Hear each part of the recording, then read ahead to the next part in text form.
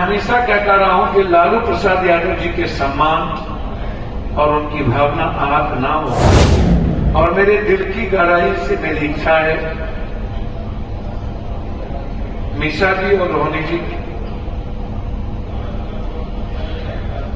जो सामाजिक, राजनीतिक और संघर्ष में हमेशा खड़े रहे हैं, वो निश्चित रूप से चुनाव जीते। पाटलिपुत्रा भी हमारे सारे वर्ग, सारे साथी जरूरत महसूस होगा तो पप्पू यादव भी पाटलिपुत्रा जाएगा। सीवान का निर्णय मेरा पारिवारिक निर्णय है। मैं जब तक जिंदा रहूंगा सीवान शाहबुद्दीन इच्छा के परिवार के साथ खड़ा।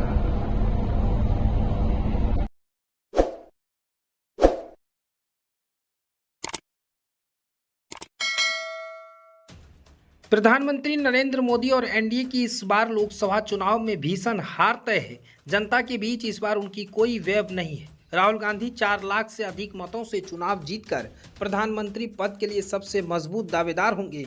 रायबरेली ने हमेशा देश को प्रधानमंत्री दिया है, ये कहना है पूर्व सांसद और कांग्रेस नेता राजेश रंजन और पप्पू यादव का। उन्होंने रविवार यानी 19 मई को पटना में प्रेस कॉन्फ्रेंस कर कहा कि पीएम गिरगिट की तरह रंग बदलते हैं। स्मृति ईरानी को अहंकार की रानी बताया।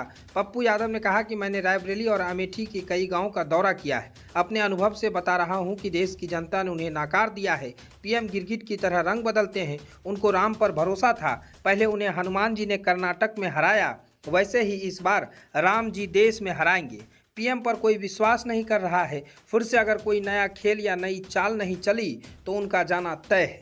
पप्पू यादव ने यह भी कहा कि लोकसभा चुनाव के बचे हुए चरणों में हम और हमारे साथी सिवान में हिना साहब, पाटलिपुत्र में मीसा भारती, पटना साहिब में अंशुल अभिजीत, सारण में रोहिणी आचार्य, बक्सर में अनिल चौधरी और जहानाबाद में वहां के साथियों के साथ मत के अनुसार मुन्नी लाल को समर्थन देंगे। इसके अलावा हम और हमारे साथी कांग्रेस, माले, सीपीआई और सीपीएम के उम्मीदवार का समर्थन करेंगे जो इंडिया ब्लॉक को मजबूत करेंगे।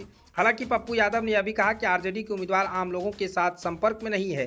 पप्पू यादव ने मरहूम शहाबुद्दीन और उनकी पत्नी हिना साहब का समर्थन करते हुए कहा कि जिन परिस्थितियों में शहाबुद्दीन साहब की मौत हुई है वो संदिग्ध है, उन्हें न्याय नहीं मिला।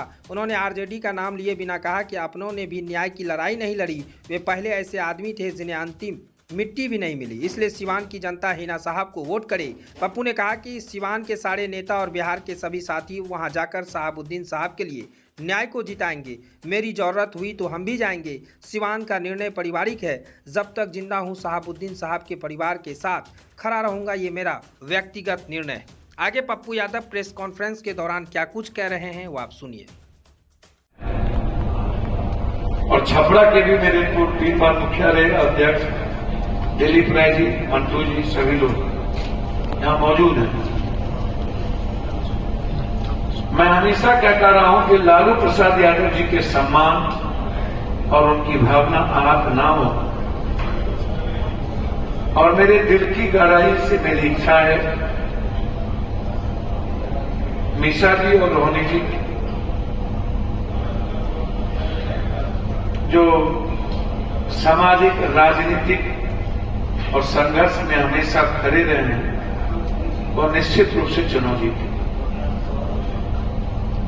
हमारे पाटलिपुत्रा के अध्यक्ष, हमारे साथी जेपी जी, पटना पश्चिम पूरब के दोनों अध्यक्ष, जहां इंटर कांग्रेस कैंडिडेट खड़े हैं, कल हम लोग पूरे साथियों के साथ हम लोग मूव करेंगे।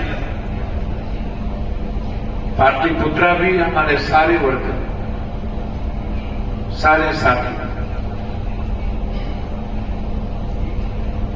जरूरत महसूस होगा तो पप्पू यादव भी पाटलिपुत्रा जाएगा। मीसा जी को मैंने आश्वस्त किया, कहा है मेरी जहां जरूरत हो कि आप चुनाव जीतें,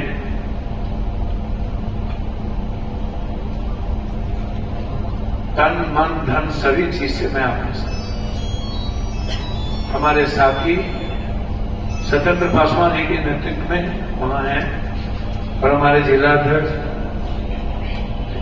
टिक्कू जी, पटना पश्चिम और पूरब, और छपरा में दिल्ली बाबू हाँ तो भाई मंटू जी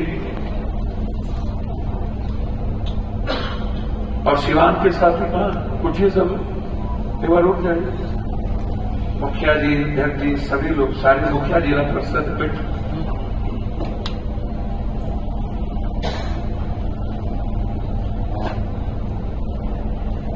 हम लोगों ने